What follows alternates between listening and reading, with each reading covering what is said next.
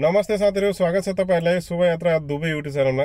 साथीहरु, दुबईमा कुनै पनि कम्पनीमा काम गरिरहँदा ड्राइभिङ स्कुल सुरु गर्नका लागि कतिको गाह्रो छ, कतिको सजिलो छ र कम्पनीको तर्फबाट कस्तो खाले एउटा सपोर्टहरु मिल्छ या मिल्दैन भनेर धेरैजना साथीहरु सोधिराख्नु भएको छ र अरु साथीहरुलाई जिज्ञासा पनि हुन सक्छ। साथीहरु, आजको भिडियोमा हामी छलफल गर्ने छौं। साथीहरु, कम्पनीको सहमतिमै हामीले कसरी ड्राइभिङ सिक्न सकिन्छ, कसरी हामीले टाइम निकाल्न सकिन्छ र यदि कम्पनीको तर्फबाट कुनै पनि सपोर्ट या सहयोग मिलेन भने पनि हामीले कसरी ड्राइभिङ सिक्न सकिन्छ। साथीहरु, आजको भिडियोमा छलफल गर्न गइरहेका छौं। साथीहरु, भिडियोलाई अन्तिम समय हेरेर सम्पूर्ण जानकारी लिनु होला र यदि तपाई च्यानलमा नयाँ हुनुहुन्छ भने सब्स्क्राइब पनि गरिदिनु होला।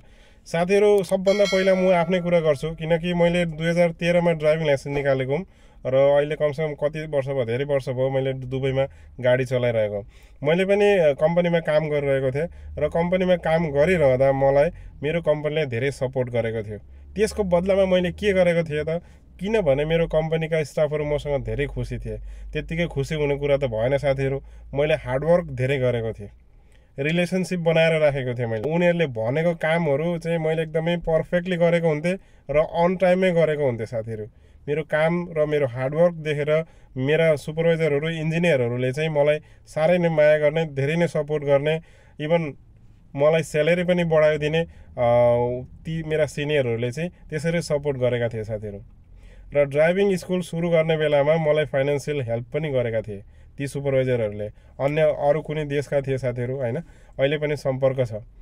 साथीहरु, दुबईमा तपाई हामीले ड्राइभिङ लाइसेन्स सुरु गर्छौं या कुनै पनि काम गर्छौं भने हामीले एउटा सहयोगको आवश्यकता पर्छ। साथीको सहयोग होस्, कम्पनीको सहयोग चाहिँ प्रत्येक मोडमा हामीले चाहिन्छ। साथीहरु, त्यही भएर रिलेसनशिप चाहिँ हामीले जस्तो भए पनि बनाउनु पर्छ, एउटा नेटवर्क चाहिँ बनाउनु पर्छ। साथीहरु, त्यही भएर यदि तपाई हामीले कम्पनीसँग राम्रो रिलेसन बनायौं, राम्रोसँग काम गरेर दियौं र हाम्रो कामबाट उनीहरु खुसी हुन्छ भनेपछि उनीहरुले चाहिँ प्रत्येक कुनै पनि काम हामीले सहयोग केही मागे भने उनीहरुले उसको बदलामा त्यो सहयोग गर्छ। साथीहरु, हामीले त्यसरी चाहिँ सजिलै आफ्नो कामहरु पनि बनाउन सकिन्छ र कम्पनीमा एउटा राम्रो इम्प्लोइ भएर पनि काम गर्न सकिन्छ। साथीहरु, त्यसरी चाहिँ हामीले कम्पनीबाट सपोर्ट र फाइदा या सहयोग त्यसरी चाहिँ पाइन्छ।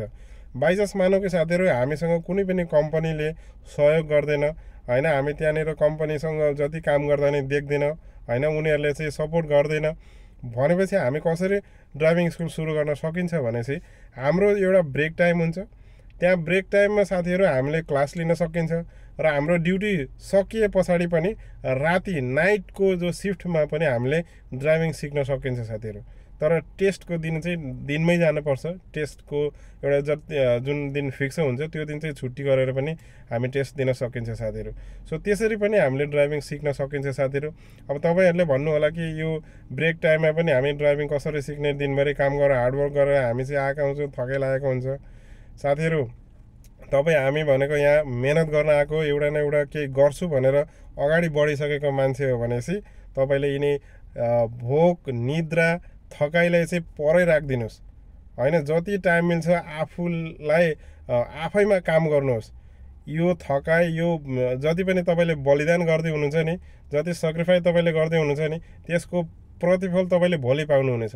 त्यही भएर साथीहरु, त्यसरी हामी चाहिँ सुरुवात गर्न सकिन्छ। ड्राइभिङ स्कुलमा गएर तपाई सुरु गर्न सक्नुहुन्छ। साथीहरु, मैले धेरै पहिलेदेखि नै भनिरहेको छु, किनकि हामी जस्तो एउटा नेपालीहरुलाई जुन पढाइ लेखाइको अभाव, गाउँबाट आएका ठिटोहरुलाई चाहिँ दुबईमा एउटा बेसिक 1000-1200-1500 को स्यालेरीले आजभोलिको जमानामा परिवारलाई पनि पूर्ति गर्न सकिँदैन। साथीहरु, त्यही भएर केही अगाडि बढ्नु छ, अलिकति आफ्नो परिवारलाई राम्रो शिक्षा, राम्रो केही सुविधाहरु दिनुपर्छ भने चाहिँ हामीले केही न केही त्यहाँनिर त्याग्नै पर्छ। साथीहरु, निन्द त्याग्नुपर्छ, भोक त्याग्नुपर्छ, थकाइ त्याग्नुपर्छ, हाम्रो आफ्ना आत्मालाई मारेर पनि हामी त्यहाँनिर जानुपर्छ। यो चाहिँ मेरो भनाइ हो। साथीहरु, अब आफ्नो सबैको विचार हुन्छ र त्यसरी हामीले चाहिँ आजको भिडियोमा छलफल गर्यौं कि त्यसरी हामीले सुरु गर्न सकिन्छ। साथीहरु, तपाईलाई भिडियो कस्तो लाग्यो र भिडियोमा कुनै पनि तपाईले प्रश्नहरु गर्नु छ भनेपछि चलिरहेको भिडियोमा 4 अंकको कोड आउने छ। साथीहरु, त्यो कोड चाहिँ तपाईले कमेन्ट राख्नुभयो भनेपछि त्यसको जवाब म जरुर दिनेछु। सो गाइस, भेटौँला नेक्स्ट भिडियोमा नयाँ अपडेटको साथमा।